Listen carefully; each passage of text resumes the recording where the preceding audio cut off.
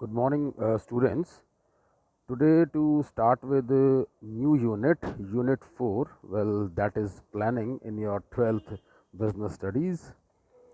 बेटे इसमें कुछ क्वेश्चंस हैं, हैव अ लुक। एक तो हम प्लानिंग का कॉन्सेप्ट यानी कि फीचर्स करेंगे, एक इम्पोर्टेंस करेंगे, लिमिटेशंस करेंगे, स्टेप्स इन प्लानिंग प्रोसेस करेंगे। उसके बाद हम एक लेक्चर आपको ये सिंगल और स्टैंडिंग प्लान्स का भी देंगे और ये जितने भी टाइप्स ऑफ प्लान्स हैं इसका भी लेक्चर देंगे। So this is question 1, this is 2, this is 3, this is 4, this is basically in on Clubbit is 5 and 6. Total 6 questions will be there in this particular unit, and this unit is having only one chapter, well, that is 4.1. देखिए planning क्या होता है। Planning का tool kit पढ़िए। It refers to thinking beforehand. कोई भी काम करने से पहले उसकी एक रूपरेखा बना लेना, उसको आप प्लानिंग बोलते हैं। उसका एक ब्लूप्रिंट बना लेना, दिमाग में उसके लिए कुछ प्लान कर लेना, well that is your planning. एक डेफिनेशन और देखिए इसकी, कहता है planning is deciding in advance what is to be done. कहता है planning is deciding in advance what to be done, और फर्स्ट डेफिनेशन है deciding in advance what to do, how to do, when to do and who to do. तो ये वही होता है, it is basically planning the basic format कि किसने करना है, कब करना है, कहाँ करना है, well all this things. It is simple life culture of yours. Features क्या है बेटे? Planning focus on achieving objectives.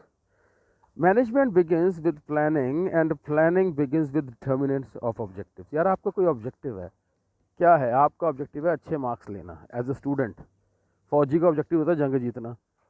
Her businessman का ऑब्जेक्टिव होता है अच्छा प्रॉफिट कमाना। वेल हर बंदा जो प्लान करता है वो अपने फोकस अपने ऑब्जेक्टिव को फोकस करके करता है, क्या कि उसने उस ऑब्जेक्टिव को अचीव करना है।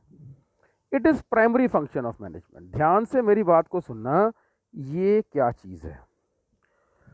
आपने चैप्टर 1.3 में फंक्शंस ऑफ मैनेजमेंट पढ़े थे, जिसमें मैंने कहा था planning, organising, staffing, directing, controlling, ये 5 फंक्शंस हैं और हम अगले 5 यूनिट्स में करेंगे, यूनिट 4, 5, 6, 7, 8। ये यूनिट 4 है प्लानिंग का। ये प्लानिंग एक प्राइमरी फंक्शन ऑफ मैनेजमेंट है, यानी कि फंक्शंस ऑफ मैनेजमेंट में ये पहला फंक्शन ऑफ मैनेजमेंट है। ये प्रबंध का एक कार्य है। इट इज़, हिंदी में कहते हैं प्रबंध का कार्य। क्या मीनिंग है देखिए, planning is the first important function of management. The other functions are organizing, staffing, directing, controlling. In the absence of planning, no other functions of management can be performed. कहता है 5 functions of management है, इसके बिना वो start ही नहीं हो सकते। ये लेडर का पहला स्टेप है। इस परवेसिव, बेटे परवेसिव मैंने आपको मैनेजमेंट में पढ़ाया, कोऑर्डिनेशन में पढ़ाया। परवेसिव का मतलब होता है सर्वव्यापी, हमेशा रहेगा। आप कुछ ना कुछ तो प्लान करते ही रहेंगे, या तो करंट बिजनेस को बढ़ाने ही करेंगे, या नए बिजनेस की करेंगे, या उसमें कुछ मॉडिफिकेशन की करेंगे। जब तक हैं तब तक प्लान करेंगे, ये हमेशा रहेगा। चाहे वो आपका लोअर लेवल मैनेजमेंट है, मिडल है, टॉप है, आज है, कल है, परसों है, लाइफ के किसी भी स्टेज पे हो, आप 10 साल पे हो, 50 साल पे हो, 70 साल पे हो, जिस भी स्टेज पे हो, आपको प्लानिंग हमेशा आपके साथ रहेगी। It's continuous.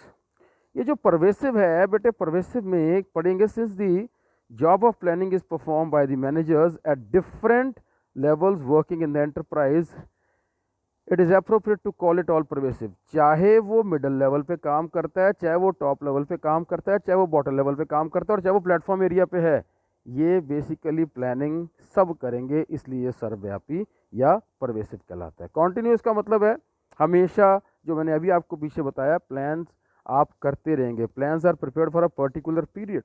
In case of any decrease, भाई या तो अगली चीज़ के लिए प्लान करेंगे या करंट चीज़ को मॉडिफाई करने के लिए प्लान करेंगे। You will be keep on planning, either for innovations, either for updations, either for something new.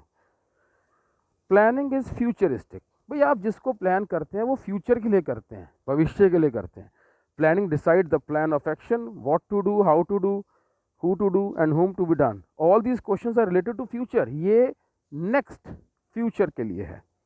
Decision making, भाई ये जो 4 क्वेश्चंस ऊपर हैं, what to do, when to do, how to do, ये डिसीजन ही तो है, किसने करना है, कब करना है, क्यों करना है। तो प्लानिंग के लिए ये एक डिसीजन मेकिंग है कि आपने डिसाइड करना है।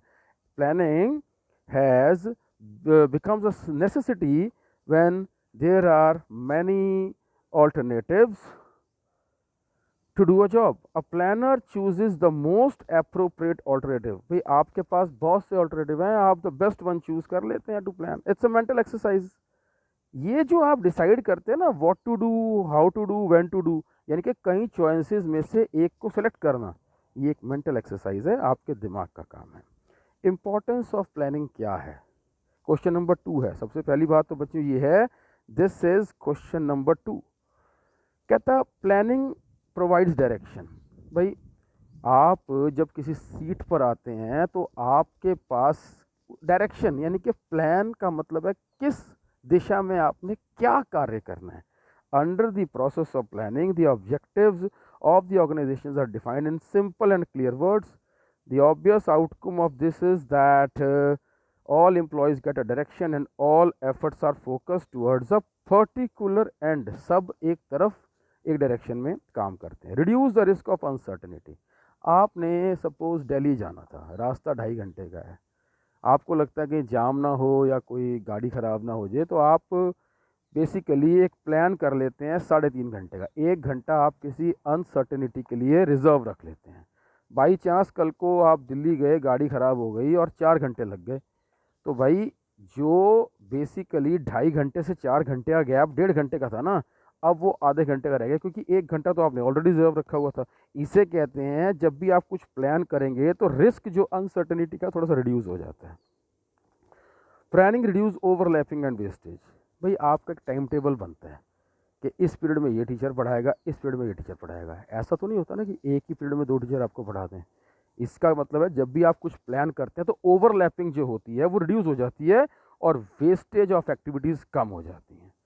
Planning promotes innovative ideas. It is clear that planning selects the best alternative among the available. All these alternatives do not come to manager on their own. भाई मैनेजर के पास ये सारे basically innovations या सारे ideas अपने आप थोड़ा आते हैं, ये सलाह मशवरे से आते हैं। तो प्लानिंग प्रमोट्स इनोवेटिव आइडियाज़। अपने ही सबॉर्डिनेट्स को हम कुछ आइडियाज़ मांगते हैं, they give us idea, we select among them. Facilitate decision making is point number 5। Decision making means the process of taking decisions. Under it variety of alternatives are discovered and the best alternative is chosen. ये कई बार आपको बताया, कई alternatives हैं, उसमें से एक को चूज़ करना, well that is basically decision making. Establish standard for controlling. ध्यान से सुनना मेरी बात को, कंट्रोलिंग यूनिट 8 है। स्टैंडर्ड्स फॉर कंट्रोलिंग क्या होता है? आज आपने प्लान किया कि आप डेली के 2000 मोबाइल बेचेंगे, ये एक गलत स्टैंडर्ड है, ये अचीव नहीं हो सकता। आज अगर आप इस चीज़ को प्लान कर रहे हैं तो कंट्रोलिंग का मतलब होता है यूनिट 8 में जो आज का प्लान्ड टारगेट है उसको चेक किया जाएगा। यूनिट 8 में जब आपको चेक किया जाएगा उसको कंट्रोलिंग कहते हैं। अगर आपका प्लान ही गलत होगा तो कंट्रोल हो ही नहीं पाएगा।